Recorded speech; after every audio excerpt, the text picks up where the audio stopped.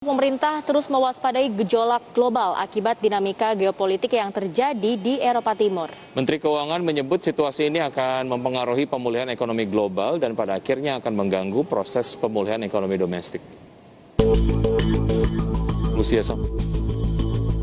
Pemerintah mewaspadai gejolak ekonomi global yang masih penuh ketidakpastian. Menteri Keuangan Sri Mulyani Indrawati menjelaskan bahwa salah satu situasi yang perlu diwaspadai tahun ini ialah gejolak geopolitik di Eropa Timur. Hal tersebut disebabkan konflik Ukraina dan Rusia makin panas. Konflik tersebut diperkirakan akan mempengaruhi dampaknya langsung ke komoditas energi, gas maupun minyak. Menteri Keuangannya juga Ketua KSSK memastikan akan terus mengawal stabilitas sistem keuangan karena harus memiliki kewaspadaan tingkat tinggi. Sebab segala bentuk dinamika global dampak lanjutannya selalu menyasar sektor keuangan nasional terlebih dahulu. Sehingga ancaman seperti volatilitas di suku bunga, nilai tukar, hingga volatilitas indeks dan arus modal cukup rentan terdampak dinamika global yang terjadi. Ini terus akan meningkat dan mungkin yang harus kita waspadai baru ini adalah geopolitik. Karena yang terjadi seperti Rusia dengan Eropa, NATO, dan Amerika di Ukraine itu mempengaruhi dampaknya langsung ke komoditas energi, gas maupun minyak.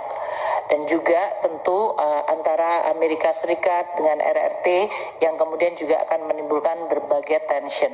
Ini semuanya akan menjadi environment yang kita kelola di tahun 2022. Di samping masalah geopolitik, Sri Mulyani juga menyebut tantangan terkait pandemi COVID-19 tetap harus diwaspadai.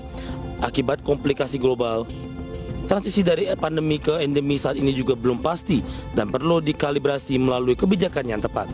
Dari Jakarta, Raharjo Patmo, Adex Channel.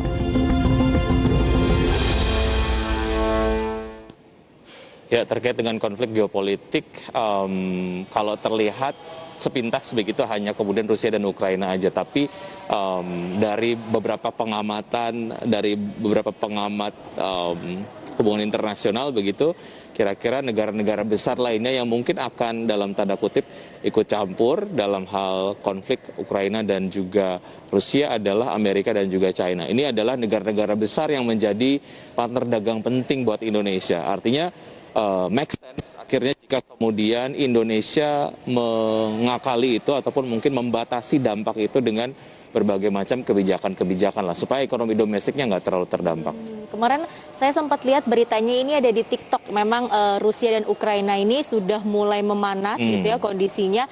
Katanya sih kalau misalnya ini semakin memanas bisa terjadi perang dunia ketiga gitu ya. Kan ngeri banget ya. Kita lagi COVID-19 gini, pandemi belum selesai, mau ada lagi isu perang dunia ketiga karena memanas lagi tuh Rusia dan Ukraina yang memang ditakutkan tadi disebutkan ekonomi domestik pertumbuhannya atau pemulihannya juga akan terganggu karena di balik itu akan ada beberapa negara yang mungkin juga terlibat dan menjadi mitra dagang dari Indonesia. Tapi kita sama-sama berdoa semoga ini mereda ya, jangan berlanjut lagi dan ya ekonomi Indonesia dan negara lainnya juga bisa cepat pulih. Oke, kita